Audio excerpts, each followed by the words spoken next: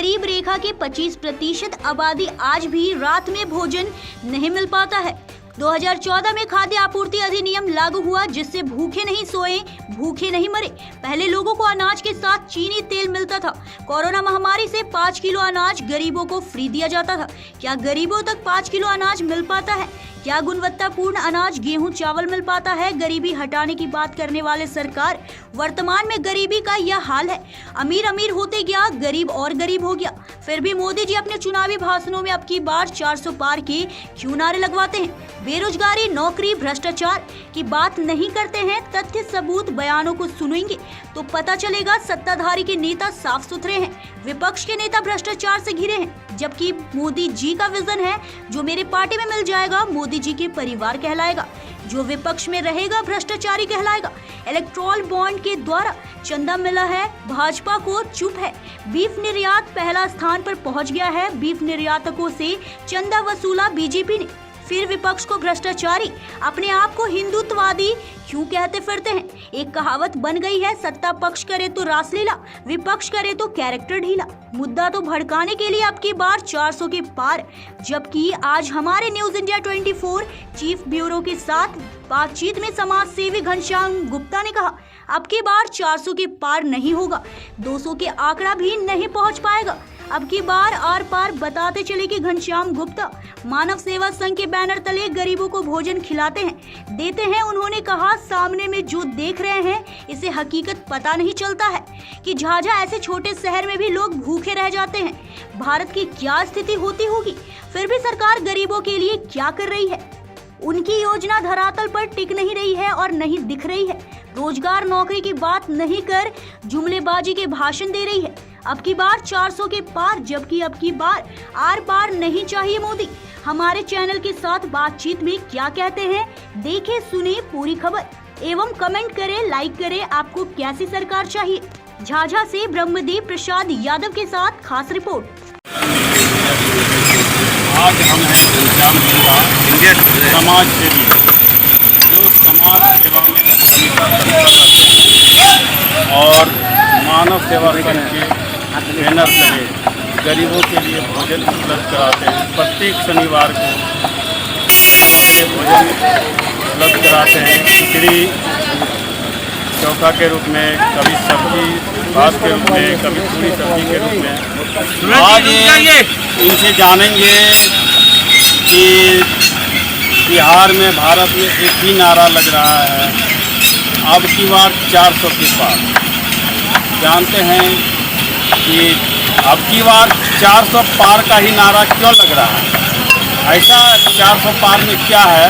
400 पार हो जाएगा तो क्या होगा? जानते हैं इनसे। बहुत बहुत धन्यवाद हमारे चैनल में आपको भी।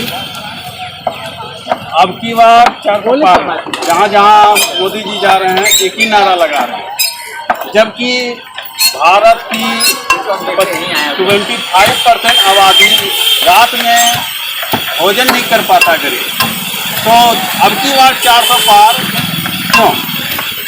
देखिए, मोदी जी हो या भारतीय जनता पार्टी हो या एनडीए की सरकार, भारत देश के लोगों ने इनके विश्वास पर 14 में नारा ये दिए थे, अब की बार मोदी सरकार, बहुत हुई महंगाई की मार, अब की बार मोदी सरकार। तो इन्हीं का जो वादा था वो जुमला साबित हुआ। पहले इन्होंने नारा लगाया, बहुत हुई महंगाई की मार, अब की बार मोदी सरकार। लोगों ने इनके जुमले में आकर और इनको बहुमत दिया, सरकार बनाई। 5 साल को ये जुमलाबाजी करके देश को बर्बाद करने का काम किया। दूसरे टर्म जब 5 से 10 साल की बारी आई तो इन्होंने राम मंदिर, हिंदू मुसलमान, पाकिस्तान हिंदुस्तान, माने देश को बांटने का काम किया, भाई भाई में लड़वाने का काम किया। और जब इनको अपने सर्वे में ये मालूम हुआ कि मैं सरकार बनाने के करीब नहीं पहुंच रहा हूं, तो लोगों के दिमाग में मीडिया के माध्यम से, टीवी के माध्यम से लोगों में धर्म फैलाने का काम किया। अब की बार 400 पार। मैं पूछना चाहता हूं कि आपका मुद्दा क्या है? आपने देश के पैमाने पे गरीबी पे क्यों नहीं बोलते हैं, महंगाई पे क्यों नहीं बोलते हैं, बेरोजगारी पर क्यों नहीं बोलते हैं? अब की बार 400 पार, अब की बार 400 पार।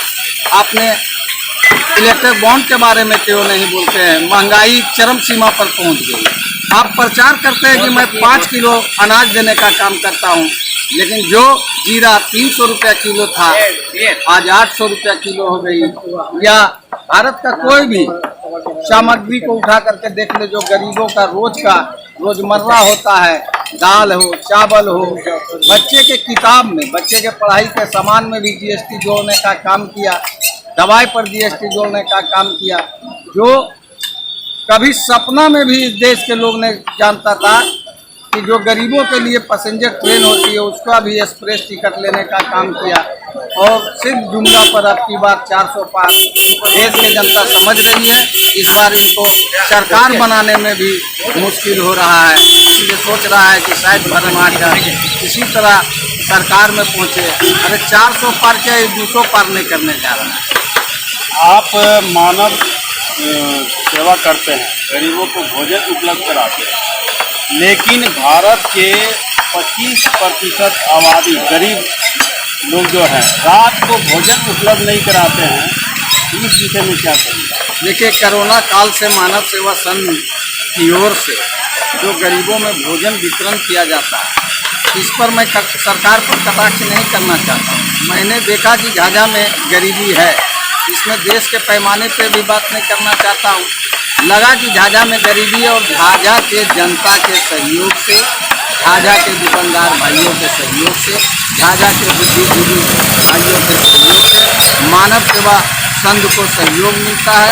और वही झाझा के जनमानस जनता को मैं धन्यवाद देना चाहता हूँ, जिनके सहयोग से कम सप्ताह में 1, 2, 3 दिन गरीबों को भोजन उपलब्ध कराया जाता है। भ्रष्टाचार के बारे में क्या कहना चाहिए? भ्रष्टाचार, आप देश के प्रधानमंत्री कहते हैं कि मैं भ्रष्टाचार से समझौता नहीं करना चाहता हूं। आप महाराष्ट्र की धरती पर कहते हैं अजीत पवार 70,000 करोड़ का घोटाला किया, भाइयों उनको जेल में होना चाहिए कि नहीं? और 48 घंटा के अंदर वो भारतीय जनता पार्टी को ज्वाइन करता है और महाराष्ट्र के उप मुख्यमंत्री बन जाता है। ऐसा सैकड़ों